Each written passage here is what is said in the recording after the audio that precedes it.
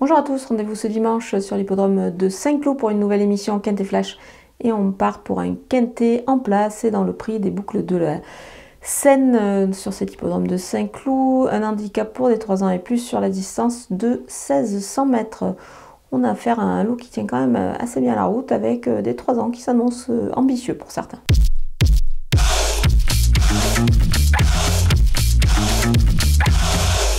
Les bases avec le numéro 2, short final, vraiment extra sur cette piste, même s'il découvre le parcours ici, ça devrait plutôt bien se passer. Il se présente avec les plus hautes ambitions dans cette épreuve sur ce qu'il a démontré de mieux. Le numéro 9, Avenue Montaigne, tous les feux sont ouverts ici avec le 8 à la corde, en plus ça s'annonce plutôt pas mal. C'est vraiment super dans cette épreuve, surtout sur ce parcours où il obtient un bon 2 sur 2. Le numéro 6, Tumbler, il vient de bien courir sur ce tracé, il devrait encore y briller. Il possède une belle marge et pourquoi pas viser la victoire. Les opposants avec le numéro 5, Tigre, il a déjà fait ses preuves sur ce parcours, c'est 5 sur 6 ici. Il devrait donc briller ici dans cette épreuve une nouvelle fois. Le numéro 8, Jo Spirit, elle a été pénalisée au poids logiquement, évidemment, suite à sa victoire. Elle possède pour moi encore son mot à dire à ce niveau-là. Elle a quand même une marge, et surtout sur ce parcours qui vient de lui réussir. Le numéro 7, Pandia Célène, elle vient de décevoir, mais je vais la reprendre en confiance parce que c'est une pouliche qui a pas mal de qualité. Elle a démontré qu'elle avait des moyens. Pour moi, il faut vraiment la surveiller de très très près.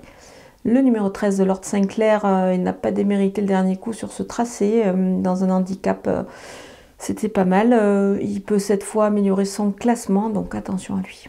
Mon coup de poker, c'est numéro 16, Contentious. C'est un 3 ans face à ses aînés. Mais il a son mot à dire. À mon avis, il a désormais de l'expérience dans cette catégorie-là. Même comme je l'ai déjà dit, si certes cette fois il affronte les vieux, il a sa chance pour viser les premières places. Pour moi, il a quand même beaucoup de qualité. Les opposants avec le numéro 1, Galord, il ne faut vraiment pas le négliger dans cette catégorie-là. C'est sous un poids qui peut paraître prohibitif, mais attention, il peut obtenir une belle place. Le numéro 12, Marzouk, il a pour lui sa forme actuelle. Il devrait pouvoir en profiter. Il devrait avoir des ambitions, même si sa marge au poids n'est pas énorme. Il pourrait envisager lui aussi une place. Le numéro 3, Amedras, il a beaucoup d'expérience, on le connaît bien ce cheval-là.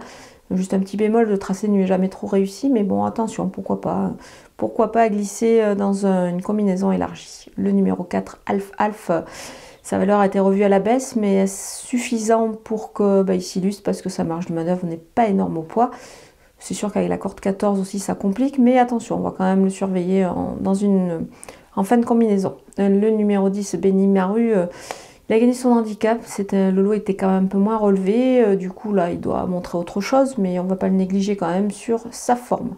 Le numéro 11, Divine Krishnat, elle a fait toutes ses courses, l'opposition est peut-être un petit peu relevée pour elle, mais voilà, on la verra plutôt dans un second choix quand même sur sa forme actuelle. On termine avec les délaissés, le numéro 14 de la Pelle Meloise, elle vise beaucoup plus haut cette fois. Je vais attendre et la regarder courir dans cette épreuve. Le numéro 15, Purple Mood, c'est un 3 ans face aux vieux. Il doit surtout montrer autre chose sur ses sorties précédentes justement, qui n'étaient pas extraordinaires. Donc ça me paraît un petit peu compliqué ici. Voilà, on a passé en revue tous les partants de ce Quintet Plus. Je vous laisse avec ma sélection et mes conseils de jeu.